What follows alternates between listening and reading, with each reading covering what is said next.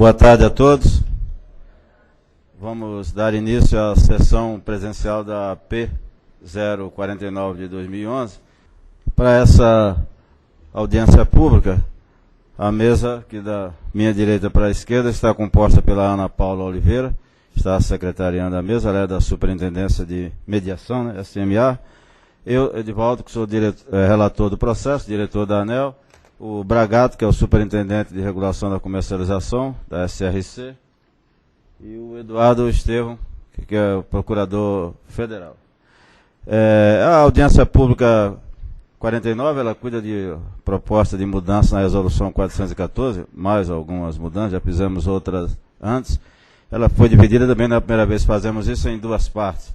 Uma delas, só para cuidar da iluminação pública, que vai ter sessão presencial, não é nessa ordem, mas São Paulo, Belo Horizonte, Recife e Manaus. Ia ter uma audiência pública aqui em Brasília, mudamos para Belo Horizonte.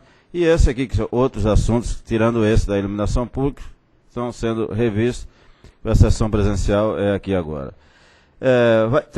O rito é o de sempre, tem uma apresentação técnica, você mesmo vai fazer, Bragato? Vai ser feito pelo próprio Bragato.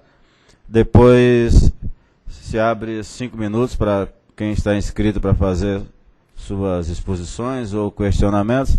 Depois, sobrando tempo, hoje eu acho que vai sobrar tempo, eu posso abrir para alguma manifestação diferente daquelas que já foram apresentadas antes. Ok? Então, Bragato, por favor.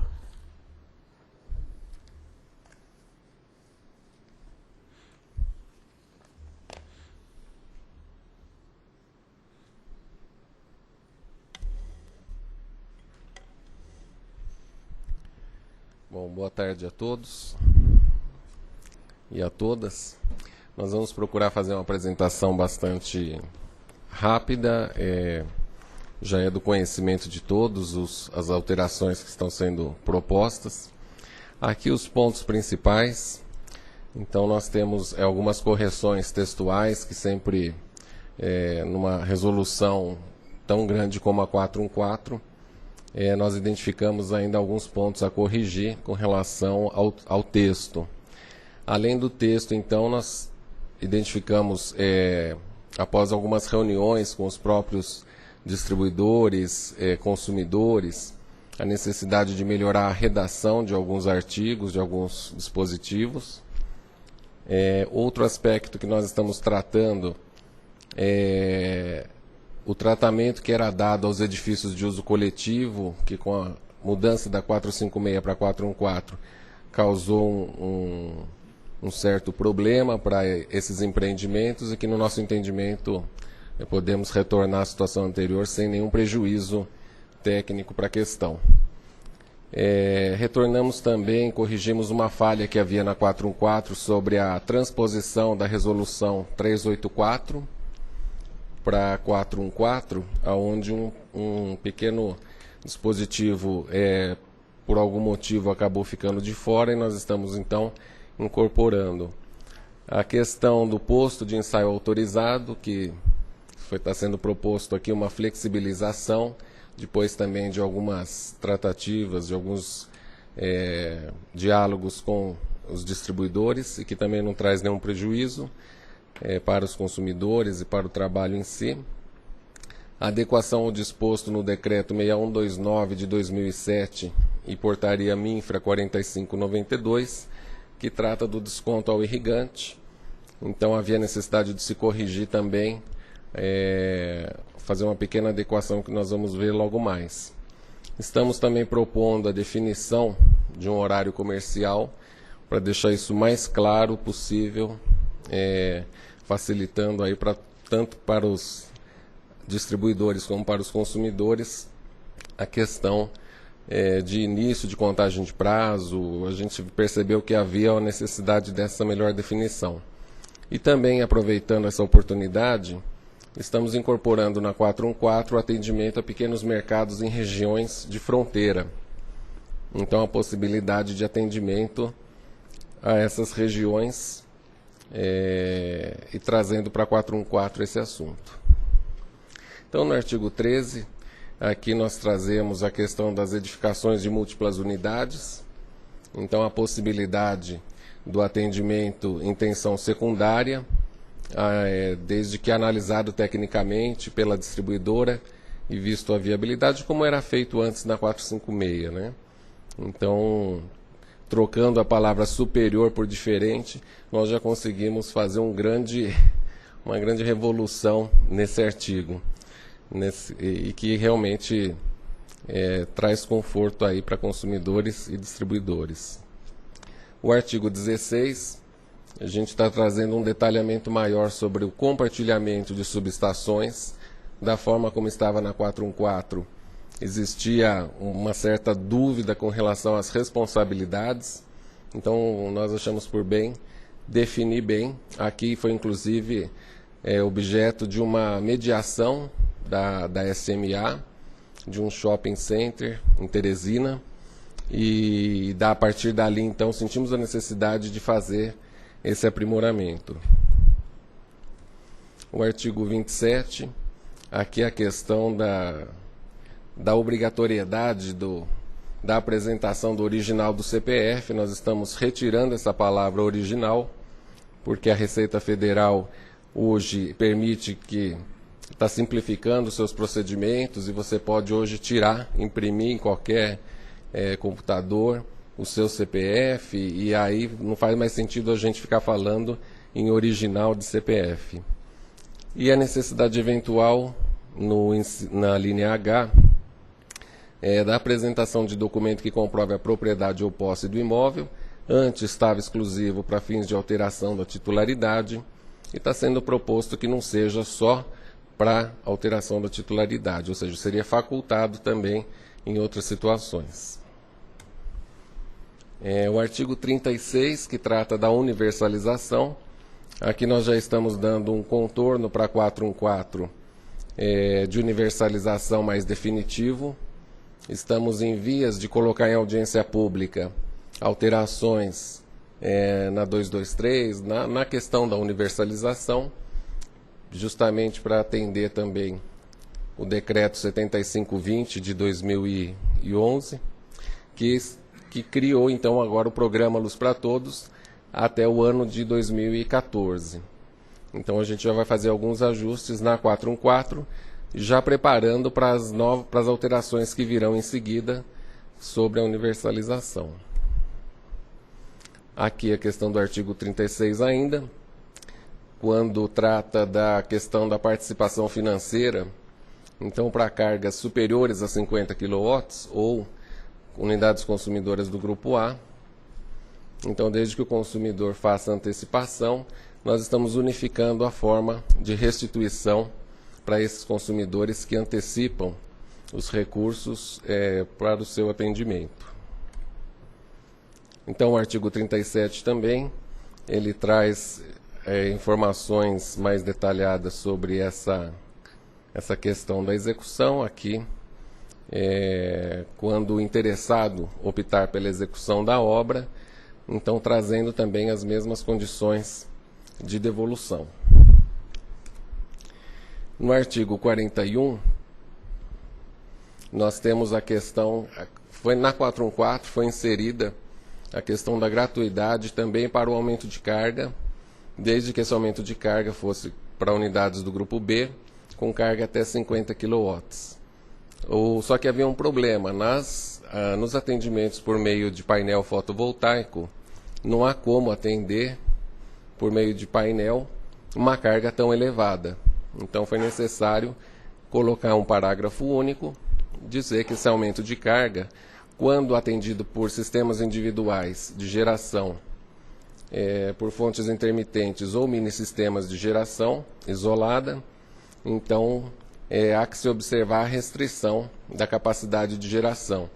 E esse assunto vai ser tratado também num regulamento específico, que já houve audiência pública, e nós estamos por poucas semanas aí para a publicação desse regulamento.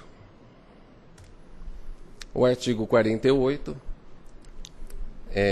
traz a questão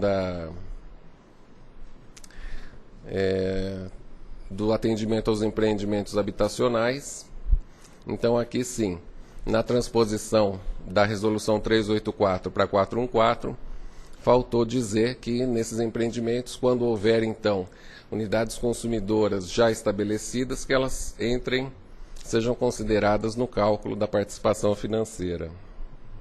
Isso já era praticado anteriormente e na transposição, por algum problema, acabou ficando de fora da 414. Aqui no 53A é onde está sendo proposto a regulação do atendimento aos mercados em região de fronteira. É uma nota técnica conjunta, SRC, sem SRE, SFF, SCT, SRD e SRT. Então, um assunto aí que transita por várias áreas e que tem alguns pontos bem específicos. O primeiro deles, a região deve ser isolada em relação ao sistema elétrico do outro país. Cada atendimento deve ser precedido da celebração de um contrato de fornecimento. O ponto de entrega deve estar situado no limite da fronteira. A partir do ponto de entrega, a distribuição de energia elétrica em território estrangeiro, quando houver, incumbirá exclusivamente ao importador. Aqui esse contrato necessariamente tem que ser realizado também com pessoa jurídica. Não vai ser realizado contratos individuais no outro país. Então, o ponto de entrega é na fronteira e a partir dali algum agente do outro país vai assumir a distribuição ao consumidor final. O consumo total não deve ultrapassar 1% do mercado da concessionária ou permissionária, e é vedada a contratação de demandas cuja integralização por ponto de entrega seja superior a 5 megawatts. Então são algumas regras aí, alguns pré-requisitos para esse atendimento. Aqui no artigo 59, a definição dos horários de ponta e fora de ponta, ela é apresentada pela distribuidora quando da revisão tarifária, e isso tem sido feito com uma antecipação de 150 dias, e a alteração para 170 é para adequar aos regulamentos da SRE, que já vem na direção de uma antecipação um pouco maior. Desculpa, eu falei SRE, mas é da SRD, né? Então, para atendimento desse ajuste de regulamentação. Aqui na questão dos contratos, então, nós tínhamos no artigo 61 que a prorrogação automática se daria caso ele não se manifestasse com antecedência mínima de 90 dias, ela ocorreria.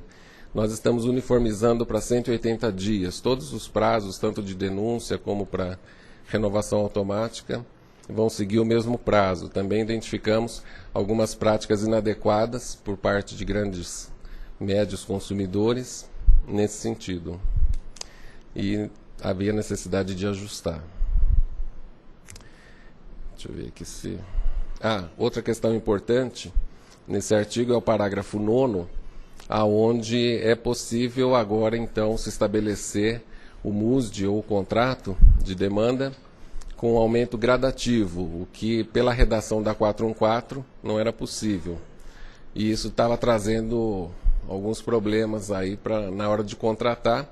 O consumidor apresentava uma carga, uma programação de carga, de entrada das cargas, e na verdade ele acabava sendo obrigado a contratar um valor muito maior que ele só usaria muitos meses depois. Então aqui a gente corrige também essa falha que existia antes. Outro aspecto importante, que a distribuidora deve atender às solicitações de aumento do MUSD, desde que efetuadas por escrito e com antecedência mínima de 30 dias, para evitar que o consumidor chegue, já descobriu que ultrapassou lá a sua demanda e querer um aumento num prazo muito curto. Então a distribuidora tem a prerrogativa de atendê-lo só a partir do outro ciclo, porque muitas vezes pode demandar estudos que ela não tem um prazo tão curto para atender esse consumidor. Então não existia uma regra clara, a gente está deixando aqui o prazo. Claro que se a distribuidora entender que pode atender num prazo menor, fica facultado a ela essa decisão. Mas ela tem a prerrogativa de de aguardar os 30 dias.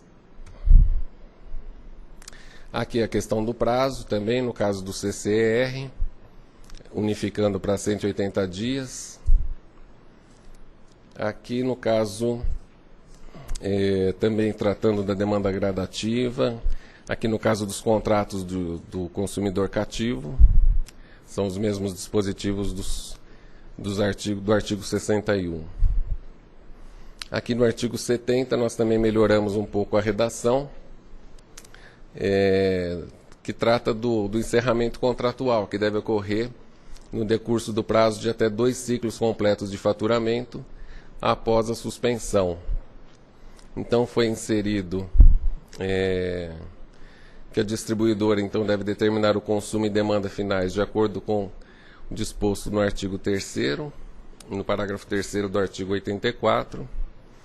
Caso o encerramento contratual ocorra no ciclo em que o fornecimento esteja suspenso e o período decorrido no ciclo até o encerramento seja inferior ao mínimo estabelecido no artigo 84, é vedada a cobrança do custo de disponibilidade. Lembrando que o artigo 84 é aquele que fala do prazo mínimo entre 27 e 33 dias para efetuar o faturamento regular.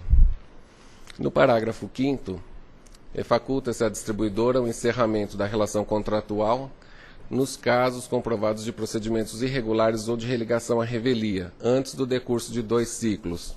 Esse foi um pleito também das distribuidoras, de que, algumas distribuidoras alegaram que isso daqui daria uma melhor gestão ao seu processo, evitando que aquele consumidor já inadimplente acumulasse mais faturas, tornando mais difícil ainda a solução do problema.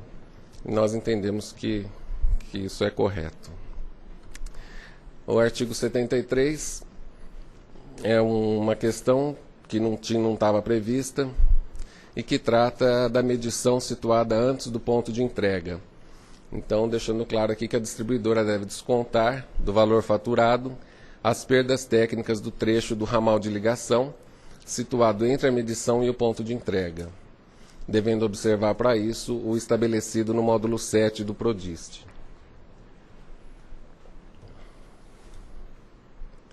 Próximo item aqui trata do encerramento contratual também, para deixar um pouco mais claro. Então, a distribuidora deve preferencialmente efetuar a leitura. Aqui não tinha um prazo, a gente está estabelecendo um prazo. Ela deve efetuar essa leitura no prazo a partir da solicitação de até 24 horas na área urbana ou de 48 horas na área rural.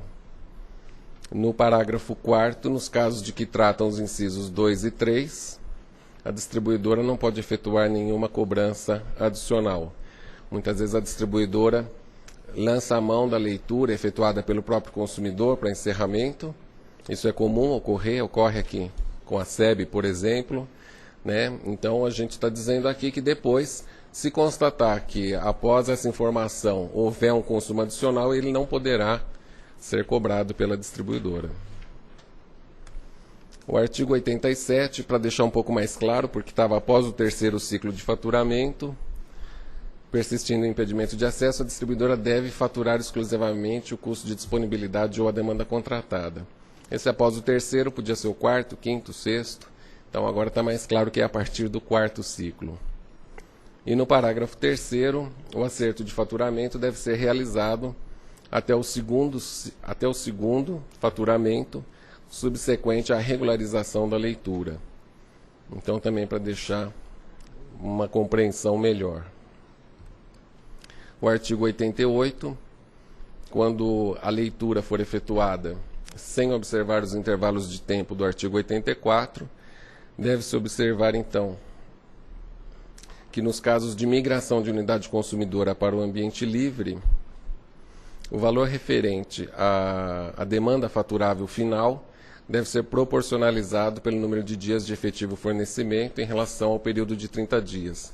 Esse era um problema também. O consumidor que migrava para o mercado livre, não havia coincidência entre o ciclo de faturamento como cativo para o início do período no mercado livre. Então, ocorria que no período de 60 dias, esse consumidor acabava pagando 3 demandas. Então, para corrigir isso, a gente está permitindo a proporcionalização do período final aí de fornecimento como cativo. O artigo 99, que trata do custo de disponibilidade. Então, a gente está alterando também a redação para deixar melhor. Então, para unidades consumidoras, quando a suspensão ocorrer, quando da suspensão a distribuidora deve efetuar a cobrança da seguinte forma. Para unidades do grupo B, o maior valor entre o custo de disponibilidade e o consumo de energia apurado. Isso apenas nos ciclos de faturamento em que ocorrer a suspensão ou a religação da unidade consumidora. Isso equivale a dizer que, nos ciclos subsequentes ao ciclo da suspensão, não há cobrança de custo de disponibilidade. Para unidades consumidoras com faturamento pelo grupo A, é o valor da demanda contratada.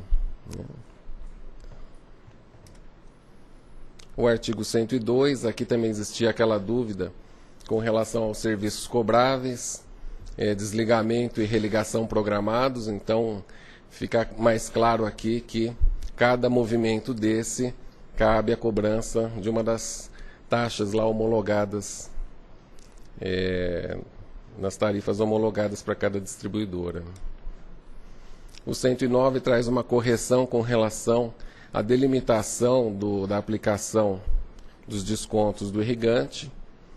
Então, com o decreto 6219 de 2007, a SUDENE veio e substituiu a ADENE, e aí então era importante corrigir porque tinha um problema aqui de contorno, principalmente no estado do Espírito Santo, para a concessão desse desconto.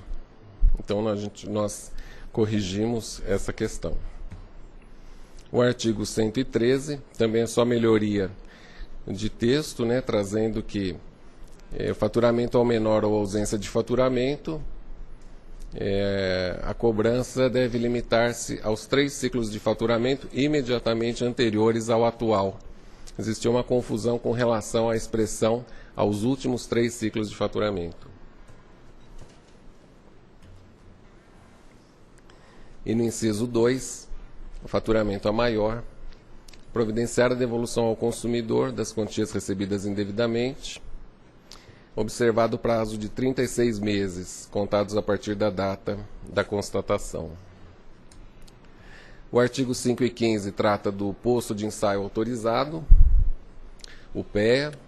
Então, houve aquele desencontro, quando saiu a 414, as distribuidoras estavam num processo de desmobilização dos seus laboratórios, em função da queda do custo do medidor novo, ou seja, já não compensa tanto você reformar medidores em relação ao custo praticado hoje no mercado, Então, aquele estudo que havia sido feito pela SRC, de que 70% das distribuidoras tinham essa certificação, durante o processo de discussão foi se invertendo.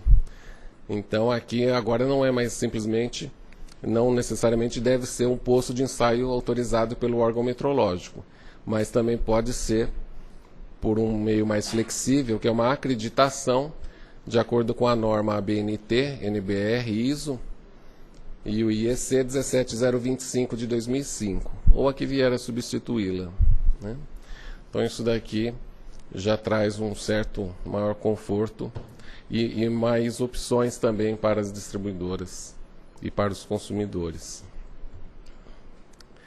A questão do parcelamento de débito, também havia uma situação de que a 414 não permitiu o reparcelamento de débitos de consumidores de baixa renda.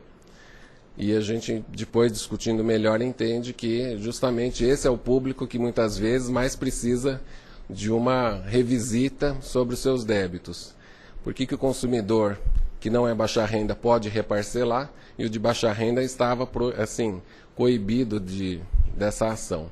Então aqui está trazendo que também para o consumidor de baixa renda pode haver reparcelamento e no caso do baixa renda, mantendo o espírito anterior de que a distribuidora deve parcelar o débito que não tenha sido ainda parcelado do consumidor de baixa renda, observado o mínimo de 3 parcelas. O artigo 129 é um rebatimento da questão do PEA. O artigo 136 trata do período de ajustes, deixando claro que para unidades consumidoras do grupo B, então a distribuidora deve conceder um período de ajustes para adequação do fator de potência, quando for o caso, né? O 137 também é rebatimento da flexibilização do PEA. Aqui na questão dos prazos, né, da apuração da qualidade. Então, nós estamos tirando o EUS de médio, simplificando um pouco a interpretação. Então, é o EUS no mês de apuração e não o EUS de médio, como vinha sendo tratado antes, né?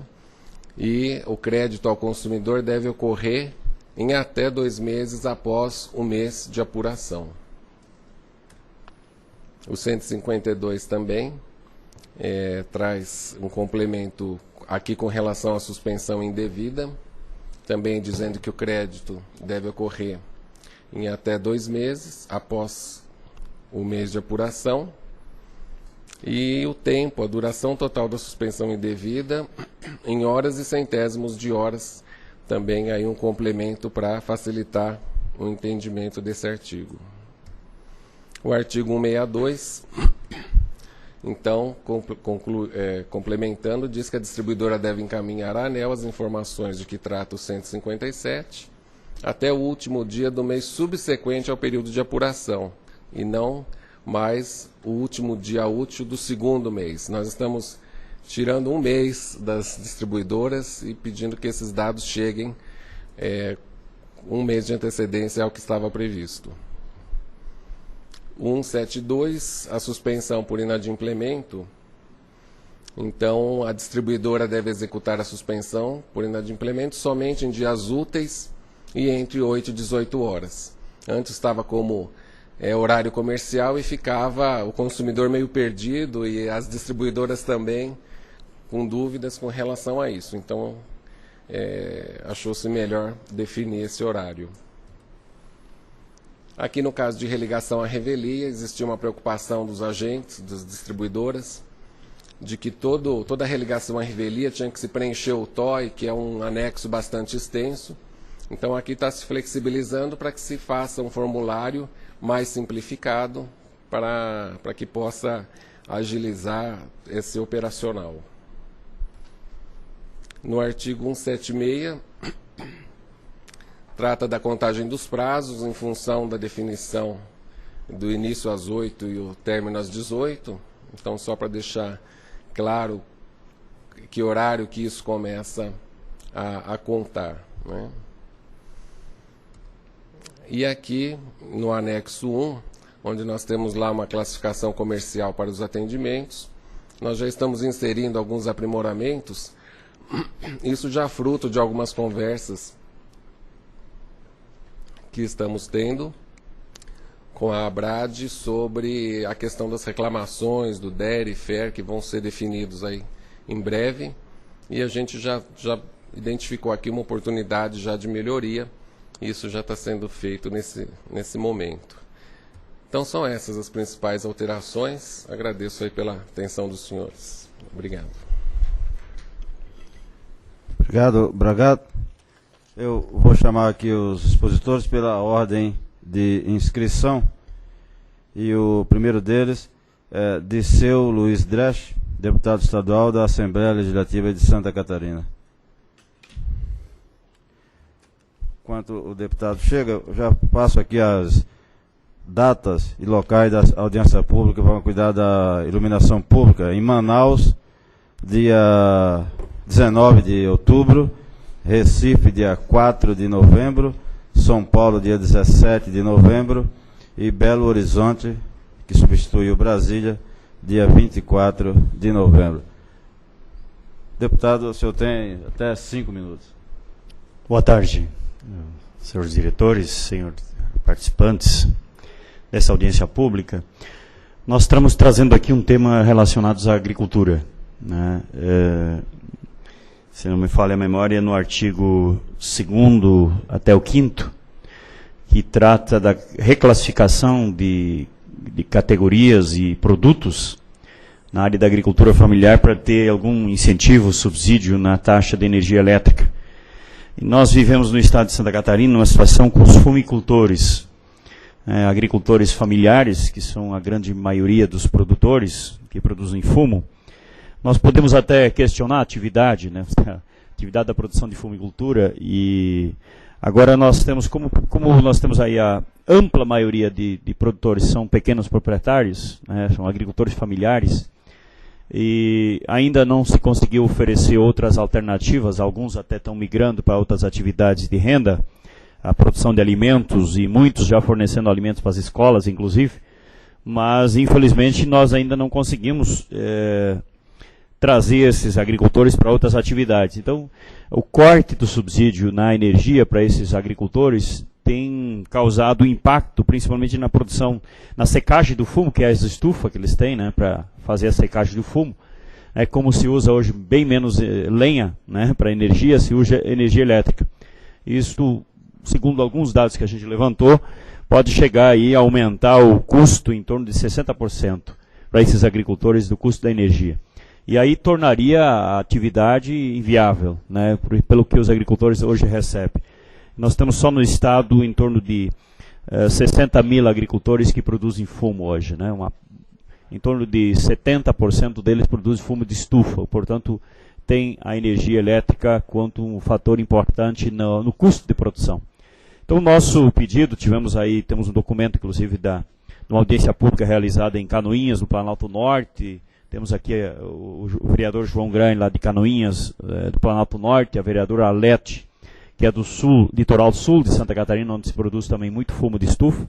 Estão aqui representados também, na perspectiva da gente buscar aí um caminho alternativo. Nós não temos assim ainda uma proposta. Bom, se voltaria isso só para as pequenas propriedades da agricultura familiar, ou se teria o fumo, ou se construiria um processo transitório, mas o que nós temos clareza e certeza é que isto hoje, acontecer de fato tirar esse subsídio, nós estaríamos inviabilizando mais um grande número de agricultores que hoje tem no fumo sua atividade, e de municípios que também, a grande parte da renda dos municípios, do desenvolvimento local, do movimento econômico vem da questão da fumicultura. Então seria esse nosso pedido, nosso apelo aí para rever essa questão da classificação do fumo. E parece que tem outros produtos, como por exemplo o algodão, o bicho da seda, outros produtos que não são alimentos, né, mas nós estaríamos apelando então nessa questão principalmente da fumicultura. Sabemos que o produto é um produto questionado pelo que significa, mas economicamente, socialmente, nós não temos como abrir mão dessa atividade hoje nas pequenas propriedades do Estado. Deputado, depois eu respondo sobre esse caso específico. Eu não sei se o caso do secretário de Estado de Assistência de Santa Catarina é o mesmo, é o outro. Então já vou responder esse, deputado. Na reunião da diretoria sem ser essa última, na semana passada, nós já alteramos a resolução 414 para atender a esse pleito, já reclassificamos o consumidor rural. Então já está atendido. Se alguém daqui da ANEEL estiver escutando, puder me dizer, a resolução já deve ter sido publicada no Diário Oficial. Então se alguém tiver escutado, me avisa que aí eu já digo para o senhor qual é o número da resolução que já tratou desse assunto. Então, de fato, foram vários pleitos, inclusive de Santa Catarina, do Brasil quase todo, mas Santa Catarina bastante. Logo, isso já está resolvido. Já tratamos numa outra resolução que foi aprovada. Toda a nossa reunião às terças-feiras, não nessa terça, na terça-feira passada. Se alguém depois tiver o número da resolução, eu digo quando é que ela foi publicada no Diário Oficial. Aliás, só um parênteses, eu moro em Florianópolis e numa dessas viagens, vou a cada 2, 3 semanas para lá, quase apanho dentro do avião por causa desse tema. Mas não foi por isso que foi resolvido. Então só... ajudou, né? Ricardo, então vou seguir na sequência aqui. O Ricardo Martim, da Abrademp, que é a Associação Brasileira da Distribuidora de Menor Porte. Ele é o presidente. Por favor, Ricardo. Também até 5 minutos. Boa tarde, senhoras e senhores. A Abrademp vai trazer 3 contribuições para a audiência da 414. Uma delas já, de certa forma, contemplada nessa revisão da ANEEL, que é a questão do PEA, que foi flexibilizado para uma certificação ISO 17025/2005. Essa flexibilização traz um conforto, mas não o conforto que nós esperaríamos. Basicamente, ainda nós não estamos satisfeitos, porque, primeiro, nós vamos certificar um laboratório que é para uma tecnologia que já está, vamos dizer, em final de ciclo, ou seja, nós vamos passar logo, brevemente, para a medição eletrônica. Segundo, porque, como a própria ANEEL reconhece, essa questão da certificação, ela serve muito para as questões que já estão na justiça. E o fato de apresentar um laudo, mesmo com o carimbo da ISO 17025, não vai resolver essa questão. Ou seja, quando a questão está na justiça, aí a Inmetro é um laudo diferente da empresa. Terceiro motivo é porque tratam-se, essas questões que vão para a justiça, tratam-se de absolutas exceções. Ou seja, aí na minha empresa, que é a Companhia Hidroelétrica São Patrício, uma pequena distribuidora aqui do norte do estado de Goiás, desde que nós temos um laboratório lá, laboratórios que nós instalamos ali em 92 ou 93, ou seja, já quase 20 anos, nós tivemos um caso que o consumidor não aceitou o nosso laudo. Um caso. Aí nós pegamos um medidor, mandamos para o Inmetro, e o Inmetro, então, certificou, o laudo dele foi corroborando o nosso laudo. Então, nós vamos gastar um dinheiro, vamos ter um trabalho, é claro que um pouco menos de dinheiro, um pouco menos de trabalho do que um PEA, mas não vai resolver o nosso problema. Então, o nosso pleito da Abrademp vai ser no sentido de uma solução diferente dessa da ISO. Outro assunto que nós vamos pleitear, não está nessas revisões que a ANEEL está propondo, é a questão mais uma vez, do atendimento presencial. Hoje eu saí de Goiânia, onde eu moro, cidade de mais de 1 milhão de habitantes, chegando aqui em Brasília, Brasília deve estar com 2, 3 milhões de habitantes, né? Tanto Goiânia como Brasília, para atender a 414, precisa de um posto de atendimento, e é claro, esse posto de atendimento tem de ter aqueles limites máximos de tempo de espera do consumidor. Ou seja, mas tanto Goiânia, quanto Brasília, quanto São Paulo, para atendimento da 414, basta um posto de atendimento. Na minha empresa eu tenho 2 sedes municipais separadas por um rio. As duas juntas não dão 30 mil habitantes. Se for pegar a distância média vamos dizer, o centro geográfico de uma sede municipal para outra, não dá mais do que 2 quilômetros. E para atender a 414, eu preciso de 2 postos de atendimento. Ou seja, há um desequilíbrio, há uma desproporção na 414. O terceiro pleito é com relação à questão do intervalo de medição, principalmente na área rural. Ou seja, basicamente nós temos que fazer leitura a cada 3 meses. Num país de dimensões continentais igual o Brasil, e com a dinâmica do programa Luz para Todos, isso vai ser um esforço cada vez maior. Toda vez que eu viajo, eu procuro ver. A Inglaterra, por exemplo, tem parentes lá, a leitura é anual. Era antes do Smart Grid, era anual, entendeu? Isso na área urbana, ou seja, eu acho um despropósito na área rural exigir que a leitura, o período máximo seja 3 meses.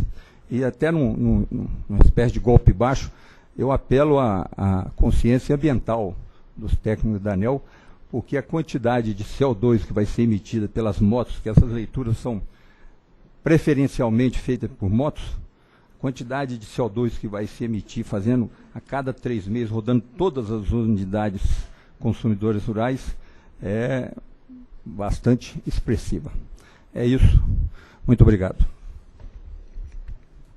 Obrigado, Ricardo. Serafim Venzon, secretário de Estado de Assistência Social, Trabalho e Habitação de Santa Catarina.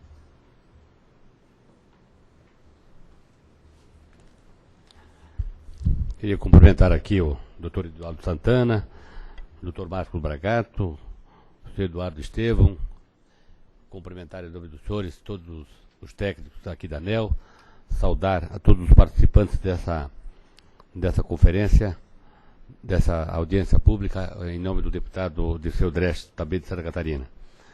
Eu queria propor aqui uma alteração ao artigo 224. Trago aqui uma proposta escrita, que vou apresentar em seguida ao senhor, mas mais ou menos explicando, trata-se do seguinte: em Santa Catarina, nós temos a coleta do lixo doméstico num grande número de cidades, que ele é feito através de empresas contratadas, que se dá a concessão a alguma empresa para fazer a coleta do lixo doméstico. Normalmente, ou em muitas cidades, quando é vontade expressa do usuário, essa tarifa, a tarifa da coleta do lixo, ela é cobrada conjuntamente com a fatura da conta da energia elétrica. Isso, de certa maneira, facilita e muito ao usuário, pela facilidade com que ele pode pagar, porque no mesmo dia que ele vai pagar a conta da luz também está expressa ali a conta da coleta de lixo, e assim o desobriga de ter que ir um outro dia a mais uma instituição financeira fazer o pagamento da sua tarifa. Mas, além disso, o agravante é que, se essa fatura for cobrada isoladamente, ela poderia vir a acarretar um aumento, não muito grande, talvez de 4, 5 reais na conta, mas considerando que a grande maioria da população tem os seus provimentos muito medidos com os custos, evidentemente que, considerando que a tarifa do lixo varia entre 15, 16, 20 reais, o aumento de 4, 5 reais corresponde lá a 18, 20% do valor da taxa do lixo.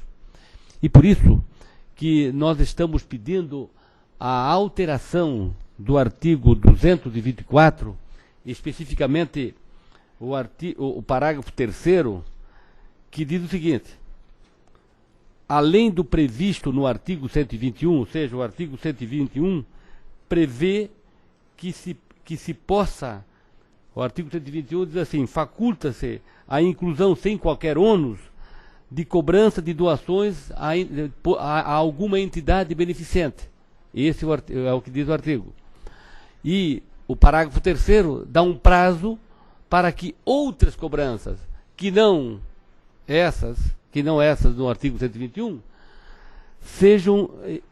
não possam mais ser cobradas a partir de 24 meses a contar do mês de setembro de 2010. Ou seja, a partir de setembro de 2012, não poderia mais ser cobrada outras contas, a não ser nesse caso.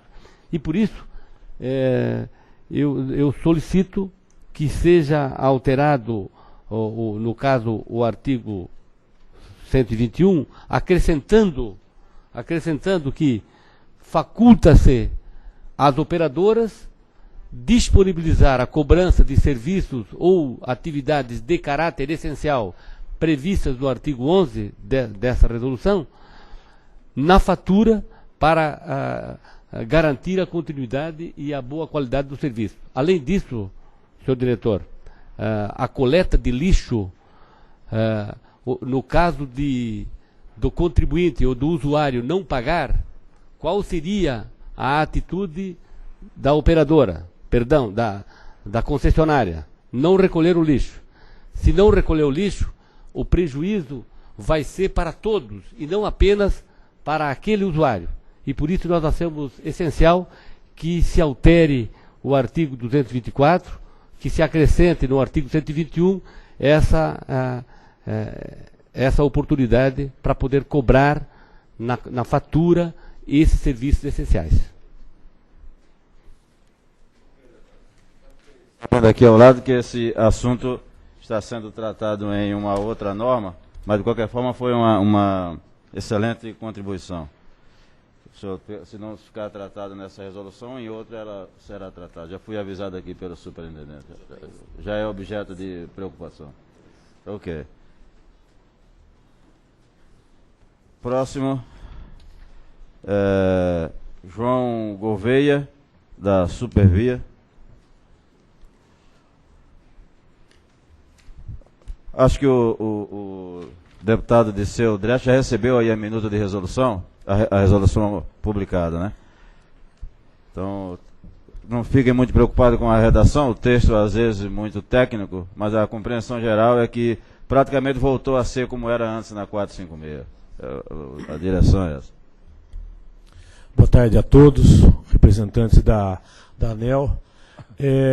O que me traz aqui é realmente um assunto de muita relevância, sobre o artigo 20 da 414.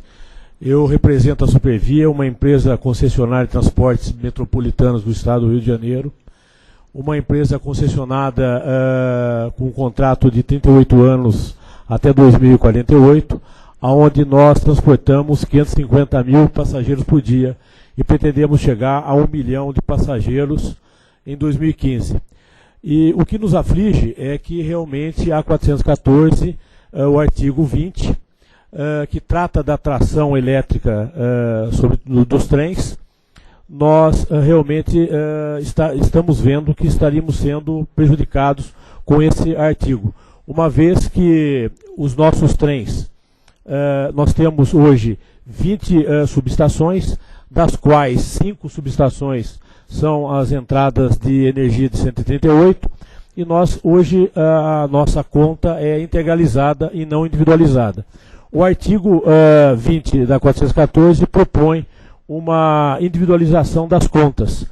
E nós já somos hoje sobretaxados com o óleo sazonal. Quer dizer, eu opero um serviço hoje, pasmem, que quanto melhor, pior. Porque justo na hora de pico, onde eu tenho que colocar mais trens na malha para atender uma população carente que eu presto um serviço social, é uma concessionária de serviço essencial, regulada a nossa tarifa. Eu não posso repassar essa tarifa aos nossos usuários, até porque é uma população carente. Nós atendemos 12 municípios onde a nossa malha perpassa. Enfim, quer dizer, se nós migrarmos para uma situação da individualização das subestações, nós estaríamos sendo extremamente prejudicados. Então, a nossa proposta seria que a gente, vamos dizer, continuasse nessa demanda, a demanda coincidente, até porque o impacto na nossa conta seria da ordem mais ou menos de 15 milhões, provocando significativamente o desequilíbrio econômico-financeiro do contrato da concessão. Quer dizer, a empresa não suportará uma situação dessa. Quer dizer, nós estaríamos entendendo que estaríamos sendo sobretaxados duplamente. Primeira vez com relação ao óleo sazonal, que quanto mais trens a gente estaria disponibilizando na malha, nós estaríamos sobretaxados 4 vezes mais. E agora com relação ao artigo 20 da 414, que seria uma outra questão que nós estaríamos sendo prejudicados. A Supervia atende uma população carente do estado do Rio de Janeiro e não nos resta a não ser sensibilizá-los e pedir que analise o artigo 20 com carinho, uma vez que essa é uma situação dramática para a companhia. Nós somos a única empresa do Brasil que ela é privada, não temos subsídio do governo, né? E é uma situação extremamente grave, de impacto significativo na condução da circulação dos trens e da operação dessa companhia. Eu só pediria o carinho da análise desse artigo da 414, o artigo 20, que realmente impacta a nossa empresa e vai impactar significativamente os nossos usuários, porque eu não sou uma indústria conservadora, quer dizer, não sou uma indústria comum, onde eu poderia estar regulando o meu tráfego, né, e equalizando as subestações de modo a eu estar conseguindo aí minimizar e equalizar o impacto desse artigo. Eu não consigo, até porque as subestações foram concebidas dessa forma.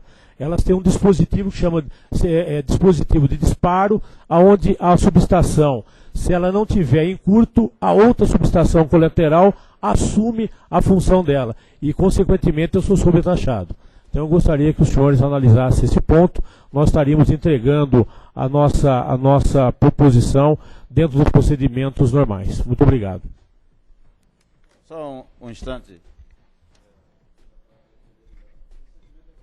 Relator de é São Paulo, né? Supervia é Rio de Janeiro, a empresa de transportes urbanos do Rio de Janeiro. Porque, mais vale o exemplo, fui relator de um processo em que era uma disputa entre a distribuidora de São Paulo e o metrô de São Paulo. E o caso era parecido, porque pelo que estou entendendo, você está falando uma subestação ultrapassar a demanda e ser penalizada, é isso? É isso, mas o caso da Supervia é um caso diferente, porque, primeiro, nós somos um ambiente aberto, não somos um ambiente como o metrô e no ambiente subterrâneo.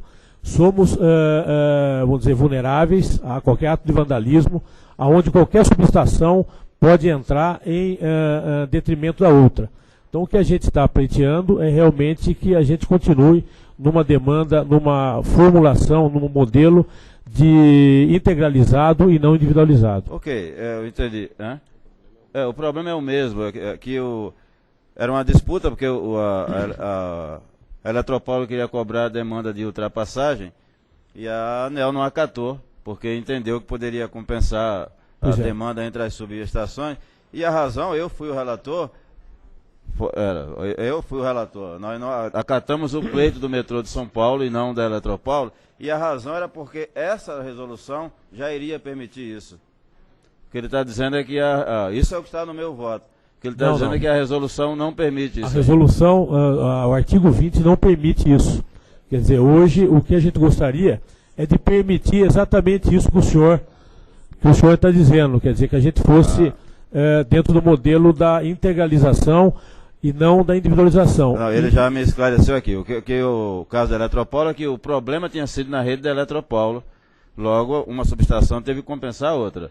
Sim. Isso continua válido. Agora, se o problema for na sua subestação, aí não tem jeito. Não, mas o que eu queria colocar é que o modelo hoje, quer dizer, eu tenho 5 subestações de 138 de entrada da Light. Nós somos os 5 principais clientes da Light hoje em termos de consumo. Consumimos 18 milhões de quilowatt-hora mês, um total da conta de 60 milhões ano. Então, se isso se nós dermos eficácia nesse artigo, a nossa conta iria em torno de 75 milhões, considerando as ultrapassagens, porque eu estaria tendo um contrato individual para cada subestação, e não estaria equalizando, eu não estaria, no caso, computando uma conta só para as 5 subestações. Eu entendi. O que eu estou dizendo que já está resolvido se o problema for na rede da Eletropaulo, uma subestação do metrô ou da Supervia pode ultrapassar e não tem problema. Agora, se o problema é na própria subestação, que é isso que você quer resolver, isso de fato não está resolvido ainda. Ok. É isso que eu peço o carinho dos senhores, para ter uma análise, vamos dizer, bem criteriosa em cima desse artigo 20. Obrigado. Ok. Próximo é Guilherme de Oliveira, da COSERN, e em seguida o Eugênio Teixeira, da COELBA.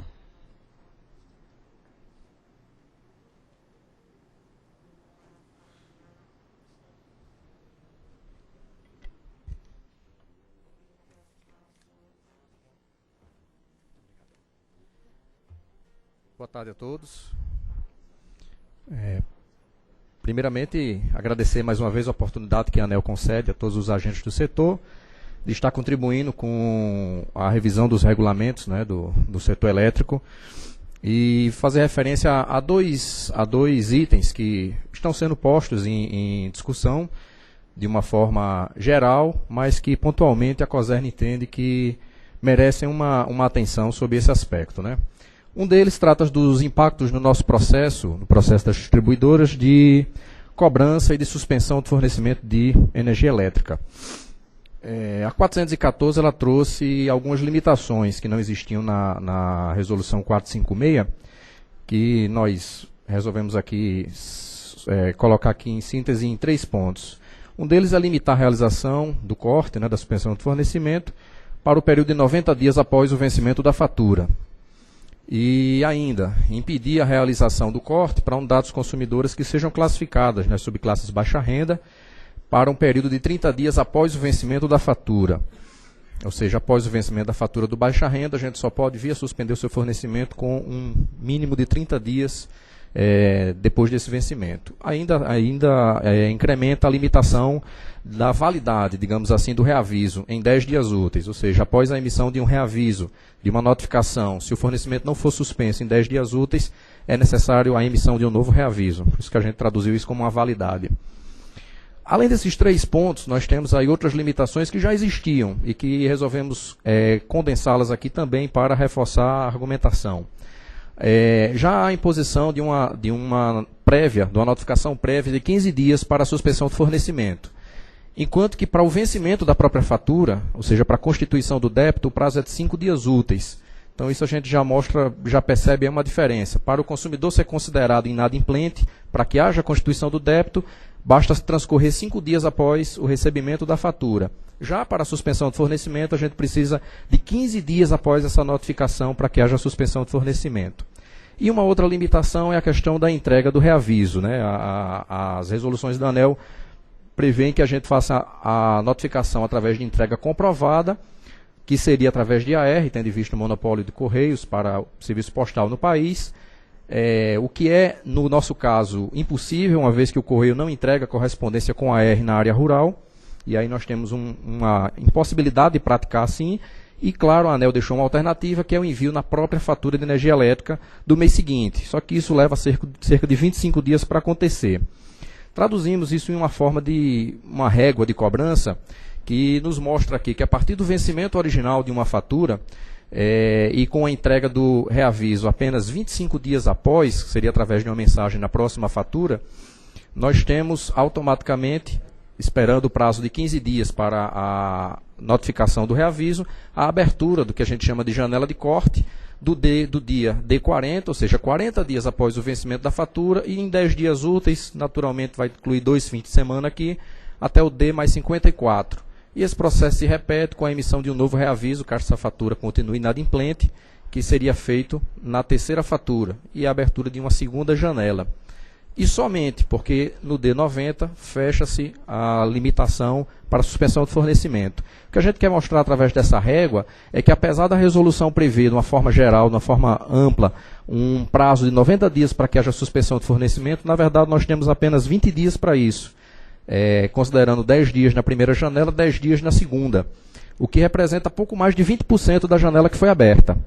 E é esse o nosso pleito, é esse o nosso pedido para que a ANEEL reveja esse entendimento, uma vez que a janela de 90 dias não traduz 90 dias, mas apenas 2 momentos de 10 dias, quando se fala do universo de consumidores de toda a concessionária, que são lidos em ciclos, em roteiros ordinários, vai complicar um pouco esse processo.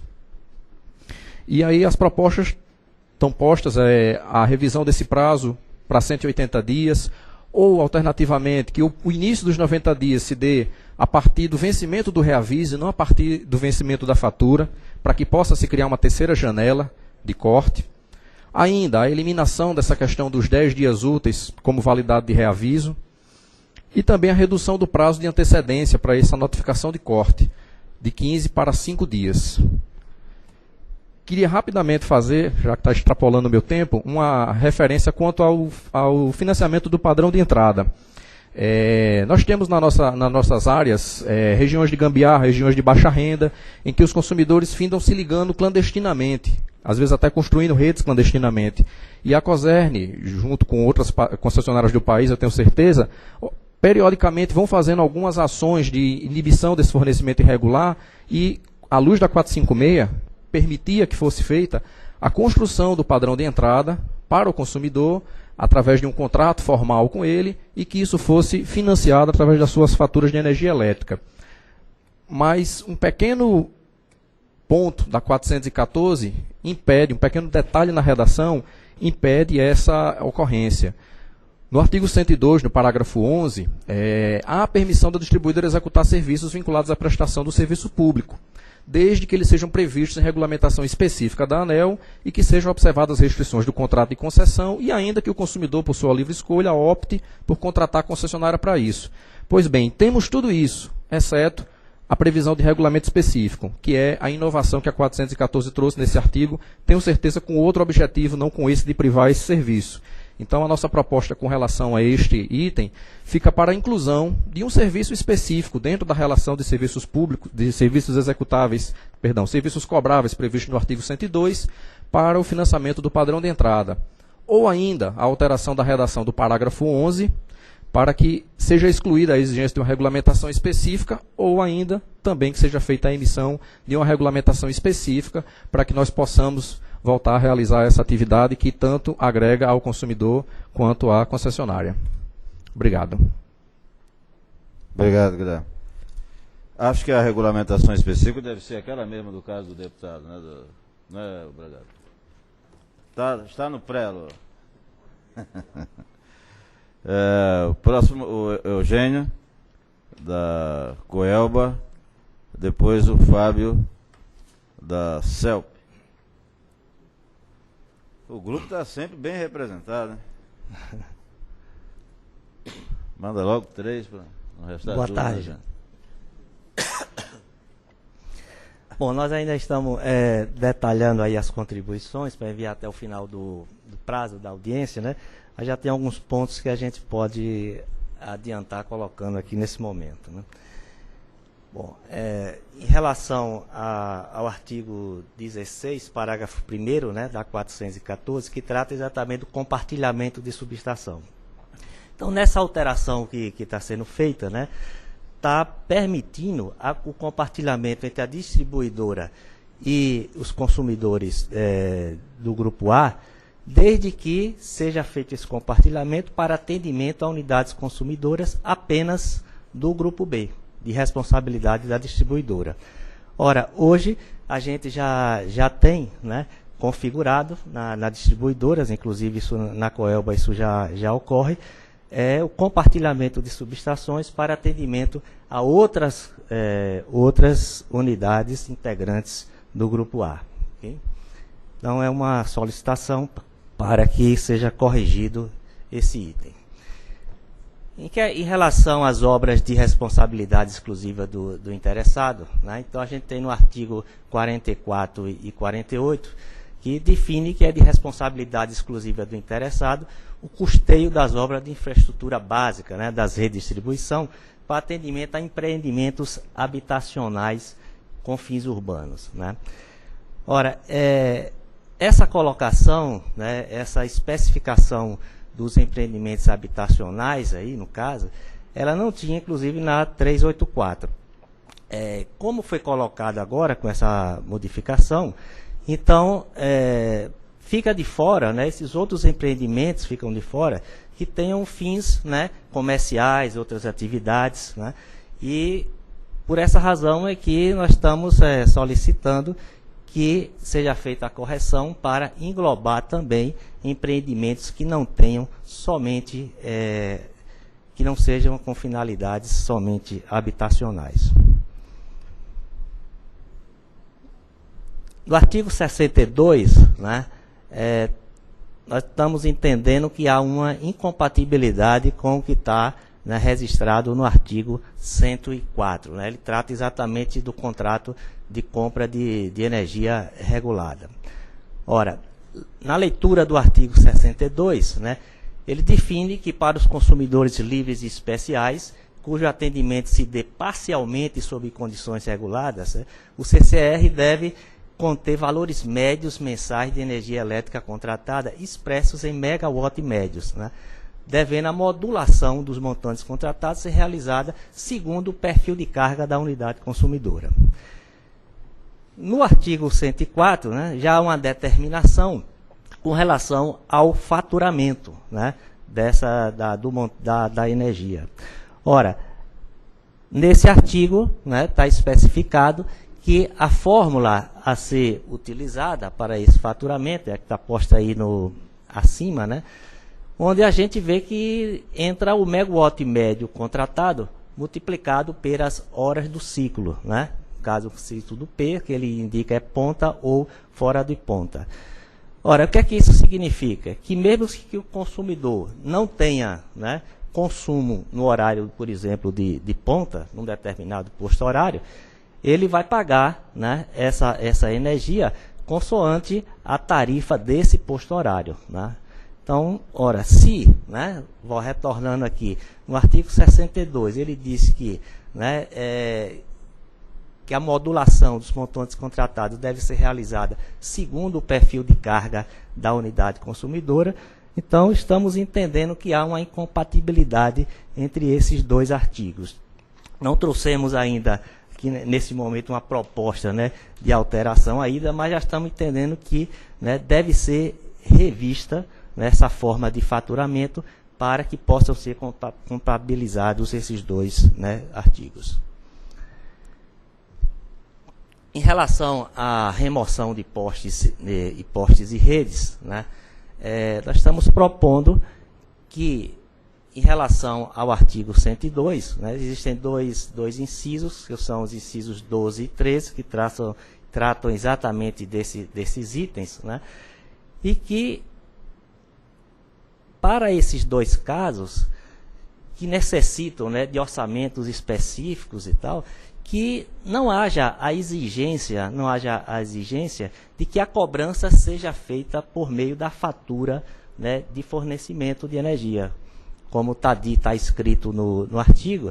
Então, a cobrança deve ser necessariamente por meio da fatura. Esse da fatura dá realmente o entendimento que é a fatura, né, do consumidor, fatura mensal do que o consumidor recebe. Ora, nós temos casos, por exemplo, de solicitações desse serviço que não é o próprio consumidor que faz, é um proprietário de um terreno, por exemplo, que solicita, né, a remoção de um poste ou de uma rede. Então, além disso, né, para a realização desses serviços, deveria ser obrigatório o pagamento antecipado, né, por parte do interessado, do solicitante. Então, são dois pontos aí que nós achamos que é importante para esses dois incisos, que haja uma cobrança através de uma fatura específica e que o pagamento, nesse caso, seja antecipado, antes da realização, né, do serviço. Esse item aí de suspensão por inadimplemento, né, eu acho que o Guilherme já falou detalhadamente, eu vou só reiterando essa solicitação que foi apresentada pelo Guilherme, assim como em relação, né, ao prazo de 10 dias úteis corridos, né? Foram dois pontos, foram bastante detalhados aí pelo Guilherme, eu vou, pelo adiantado aí do prazo, eu vou passar. Ok? Obrigado. Ok, obrigado, Eugênio. Fábio, da CELP. E em seguida, Tibúcio Gurgel, da SEMAR.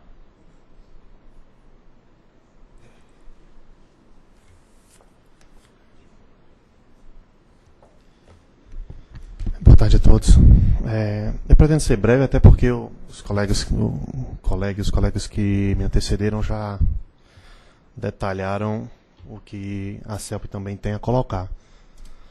Essa é a questão do que foi proposto, né? Aí está a redação sugerida, com relação à suspensão por inadimplemento, os impactos que 414 já tinha trazido e que tem impacto nos processos de cobrança da empresa, como o limite de 90 dias, né? Tudo que já foi até bem detalhado pelo Guilherme antes. Comprovação também tem uma certa dificuldade devido ao monopólio. E a CELP também irá a contento fazer as contribuições por escrito de forma detalhada, né? Para ampliação desse limite para 180 dias, até porque, como já foi colocado anteriormente, a gente viu que é padrão aí 180 dias nos prazos propostos e colocados na 414. A eliminação dos 10 dias, né? Essa é mais um reforço do que foi colocado. Reduzir também ali o prazo da notificação do reaviso, de 15 para 5 dias. Né? Simples. Mais um reforço aí com relação ao artigo 172, ao qual a empresa gostaria que a ANEEL analisasse com carinho. Tá bom? Vamos botar. Ok, obrigado, Fábio. Tibúrcio da Semar.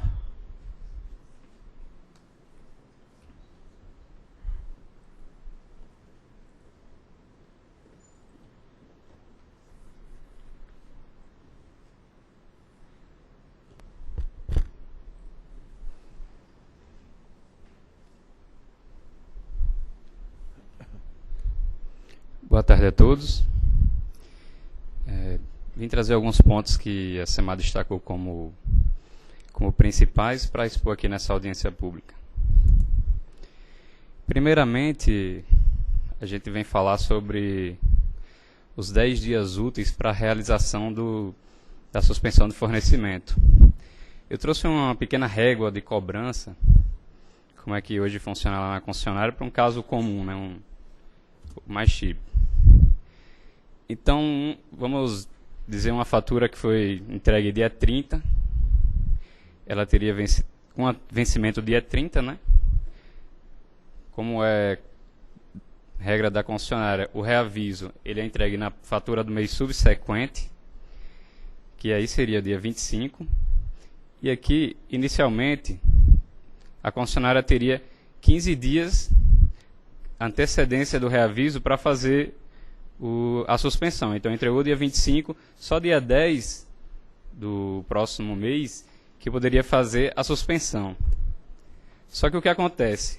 Depois do dia 25, no dia 30, quer dizer, com mais 5 dias depois da entrega do reaviso, a gente inativa a SPC Serasa. O SPC Serasa demora 5 dias para entregar um comunicado para o consumidor, e esse comunicado ainda dá mais 10 dias de prazo para o consumidor. Então, por regra, depois de enviar o comunicado SPC Serasa, a concessionária não efetua a suspensão, porque nele vem dizendo que ele tem 10 dias para se regularizar. Por fim, é realizada uma visita de cobrança, ainda não é a suspensão, que é outro meio de evitar essa suspensão, o corte, que é uma última alternativa que a concessionária realiza. E nesse comunicado era dado um prazo de 8 dias ao consumidor, só que hoje não pratica mais, porque cairia já na segunda janela de bloqueio do corte. Porque depois do reaviso, a empresa tem 10 dias úteis para realizar a suspensão do fornecimento. Então, como é que fica hoje? Do vencimento, nós temos um grande bloqueio da suspensão, uma pequena janela de 15 dias úteis, mais outro bloqueio, e vai ter uma segunda janela. Quando for enviar mais um comunicado, ele já vai ter passado o prazo de 90 dias. Então, essa obrigatoriedade de um segundo reaviso com um vencimento de 10 dias úteis para enviar, para dar mais 15 dias para o consumidor realizar o pagamento da fatura, ela inviabiliza a suspensão, porque ela dá 2 pequenas janelas de corte dentro dos 90 dias. Então, essa limitação de 10 dias, ela inviabiliza essa busca por alternativas menos traumáticas como a suspensão. Porque aí eu vou ter que realizar logo após a entrega da fatura e do reaviso ativo, já o corte. Eu não vou poder usar um SPC Serasa ou uma visita de cobrança como primeira alternativa. Vou ter que usar essas alternativas depois da suspensão, adiantando a suspensão do consumidor. Então, qual é a proposta da SEMAR? Primeiro é desvincular do parágrafo 4º a linha B do inciso 1 do 173, que é onde diz que você precisa de 15 dias de antecedência para enviar o reaviso. Então, ele, ao invés de virar o primeiro reaviso que foi enviado, eu poderia mandar um comunicado simples para o consumidor: olha, você ainda está inadimplente, sem ter essa previsão de mandar com 15 dias de antecedência. E aumentar esse prazo de 10 dias úteis para 30 dias, para que ele possa ser enviado sempre na fatura, e não a necessidade de um aviso específico que precisa ser protocolado através dos correios. Um segundo ponto é com relação ao PEA, né? Que aí deu ainda a abertura de usar a BNT NBR ISO 17025. Só que qual é o detalhe? O pedido da SEMAR, ele vem verificar o seguinte: quando houver violação, que a concessionária retira o medidor, coloca no invólucro e leva para a sede, é a não realização mais de ensaio em laboratório. Esses ensaios ele tem que ser realizados em campo, na presença do consumidor. Eu uso um padrão rastreável e a gente realiza essa aferição, essa análise técnica em campo. Por quê? Depois que colocado no invólucro, a gente não pode mais mexer nesse medidor para hipótese alguma, só se for fazer alguma perícia técnica no ICRIM. Mas, de antemão, não realizar essa verificação em laboratório da concessionária, e sim em campo. E a utilização do parágrafo 6º é que seja somente quando for pedido pelo consumidor. Ó, eu não aceito essa sua verificação em campo, eu quero que você faça no laboratório, com PEA ou com a BNT, aí sim a concessionária enviaria para fazer essa verificação. Certo? Então, na forma atual, eu teria que enviar 100% dos medidores que foi verificado uma violação para o laboratório para fazer essa verificação e esse laudo técnico. E isso também apresenta um alto custo. Eu teria que mandar em laboratório especializado, lá no Maranhão não tem, então o mais próximo é no Ceará. E a nossa proposta é fazer um uso seletivo. Quando a necessidade do laboratório é só quando o consumidor precisar, ele solicitar, ou a concessionária verificar realmente uma necessidade, algum aspecto processual que precisa ser verificado, esse laudo do PEA.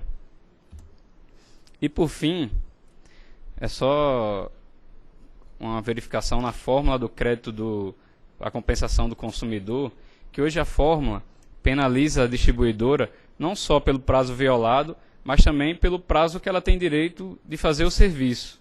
Porque quando eu divido o prazo verificado pelo prazo previsto, essa divisão traz o quê? Vou dar um exemplo de uma religação de urgência. Se eu faço ela com meia hora de atraso, eu teria 4,50 por 4, 1,13. Então a penalidade está sendo feita em cima de todo o serviço. E não só da violação feita pela concessionária.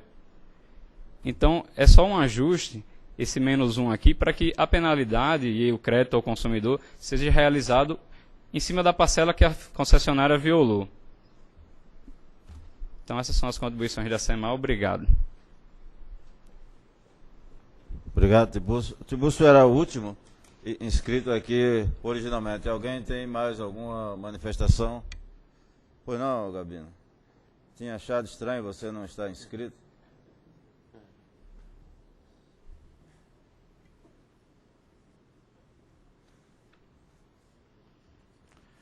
Gabino, fala o nome para gravar. Gabino da Abrade. É que eu tive receio que tivesse muitos inscritos, por isso que, em princípio, eu não iria falar, mas como foi bastante rápido, queria aproveitar isso aqui só para reforçar alguns pontinhos aqui. Né? Um deles é essa questão do PEA, que já foi falado aqui pelo Tiburcio, foi falado pelo Ricardo Martins, ou seja, a gente entende que houve uma melhoria na flexibilização que foi colocada, mas a exigência da norma BNT 17025, ela realmente é um complicador enorme, ou seja, o custo para você atendê-la é praticamente ter o que exige hoje o PEA. Né? Ou seja, eu deixo de ter exigência lá do Inmetro, que não é um PEA, mas mesmo assim é ainda exigência exagerada. Né? Então, ou seja, que a gente deve estar fazendo a contribuição aí é na linha que o Tiburcio falou, ou seja, a gente ter 2 estágios, ou seja, tem uma possibilidade que a empresa possa fazer uma primeira avaliação, dando sempre direito ao consumidor dele se sentir ainda inconformado com aquilo, ele possa exigir que seja feito um outro tipo de avaliação. Né?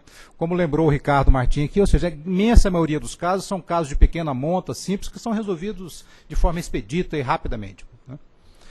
Um outro ponto que eu queria colocar aqui é com relação, vamos dizer assim, a própria norma em si, né, a 414, ou seja, a consolidação que foi feita, a evolução da 456 para 414, resultou num documento extremamente extenso, enorme, né, e que, como a norma prevê, as distribuidoras devem fazer a divulgação dele, orientar os consumidores e tudo mais. Né? O fato de ser um documento extenso, ou seja, ele está consolidando todas as regras, é um fato positivo. Mas quando ele é muito grande, dificulta o atendimento do que está escrito ali e tudo mais. Né? Nós estamos numa fase aí de implementação, digamos assim, que a gente não conseguiu ainda uma estabilidade. Né? Ou seja, a 414 está em um processo muito dinâmico. Né? Então, o que a gente sugere é que a gente deveria trabalhar para que houvesse uma estabilidade maior, ou seja, que realmente alterações tivessem que ser feitas, que sejam aquelas que realmente precisa fazer, tudo bem, mas enfim, se a gente puder esperar um pouco mais, até para facilitar a divulgação que a empresa faz, a publicação que ela tem que fazer, a impressão de documentos para poder distribuir ao consumidor. Né? E, ou seja, sempre que possível, se tiver que fazer, de repente, uma implementação nova, de repente você possa fazer inicialmente fora da 414 e depois incluir na 414. Né? Um exemplo disso é a audiência pública da microgeração distribuída, né? Que está aí para ser implementada. A gente sabe que isso é um processo que vai crescer ao longo do tempo, né? Então ele poderia ser implementado numa regulamentação específica e, na medida que isso fosse crescendo e tomado vulto, a gente aí introduziria na 414, na medida que isso fosse uma coisa, digamos assim, de conhecimento corrente. Né? Então acho que é um ponto que a gente vai estar registrando aí, mas eu queria aproveitar aqui para deixar consignado aí. Obrigado. Mais alguém? Bom, eu fiz algumas anotações aqui bem simples. Acho que vai ter mais contribuições em dispositivos que não estavam em audiência pública do que nos que estão em audiência pública. Então, mas paciência, assim mesmo a gente está aqui na tentativa de aprimorar a norma, então que assim seja feito.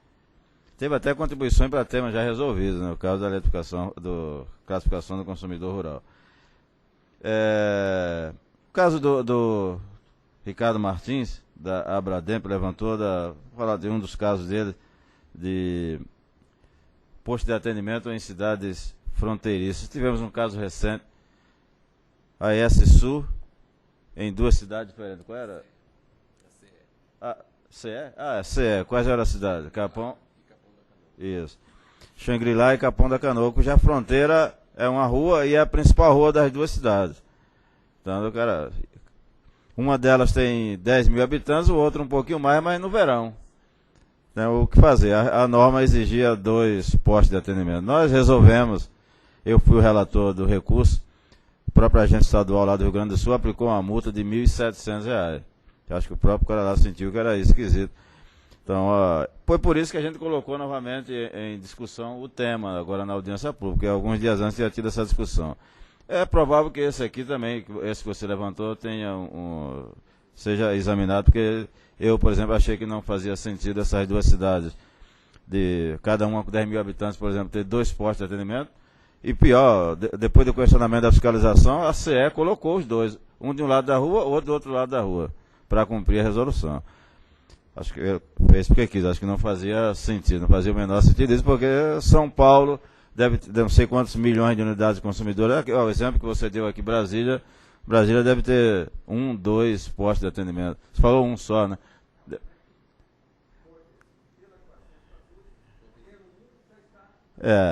Isso. Então, de fato, isso vai ser melhor discutido. A ideia, claro, a opção da ANEEL é melhor aumentar um pouco a tarifa e o consumidor não precisar se deslocar para outro município para ser atendido, mas não precisa colocar um posto de atendimento um ao lado da outra, é pelo menos a minha compreensão. Acho que o Eugênio tem razão quando mostrou lá, vou falar só o caso da equação, de faturamento, que eu fiquei até curioso. Para as duas equações serem equivalentes, a segunda tem que ter um fator de carga, né? Senão o artigo 62 ele não é verdadeiro, porque ali deixa de ser o perfil de carga do consumidor. Então eu não sei. Aquela equação deve ter sido escrita pela SEM, né? Junto com. Daí é um problema que certamente vai ser resolvido. Caso da tração elétrica, já discutimos, vamos ver o que é que dá para fazer, mas já disse que a norma anterior era problema do consumidor, mesmo quando o problema era da distribuidora, e agora não. Se o problema é da distribuidora, o consumidor pode compensar entre subestações. O seu pedido é que, mesmo se o problema for na subestação, o que fazer? Poder compensar com outra. Está anotado. Você vai mandar a contribuição também por escrito, né?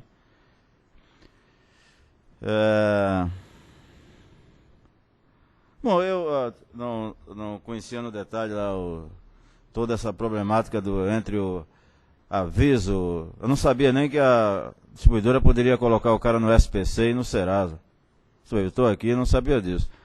A SEB me entrega a conta aqui quase com um mês de antecedência. Acho que é para ver se põe o diretor da ANEEL no Serasa. E como eu consumo pouco, a minha conta é 40, 45 reais, me disseram que a cada 2 meses o cara olha se não tem um gato no meu medidor. Porque também acho que o sonho dele é ver se não tem um gato no medidor do consumidor. Mas eu acho que, de um lado, penaliza mais o consumidor, do outro lado, que foi a contribuição aí da SEMAR, eu não sei se foi a SEMAR, diz, olha, eu até quero flexibilizar mais um pouco, dando mais uma chance, mas do jeito que está a norma eu não posso fazer isso. Acho que não é essa a ideia da norma, mas não tem como atender a todo mundo, né? A norma tem que fechar de uma certa maneira, eu acho que foi a opção que foi tomada aqui. Muito provavelmente esse assunto foi discutido na audiência pública original. Provavelmente, né? E muito discutido, porque aqui é só uma retomada do tema, mas certamente isso deve ter sido objeto de grandes discussões lá atrás e a ANEEL teve uma opção. Não custa nada a gente analisar tudo isso que foi apresentado novamente. Ok, era isso que eu tinha. Eu acho que não sei se eu resumi os aspectos principais, mas pelo menos o que eu achei mais curioso dos temas aqui levantados. Um abraço a todos e até a próxima. E obrigado pela presença.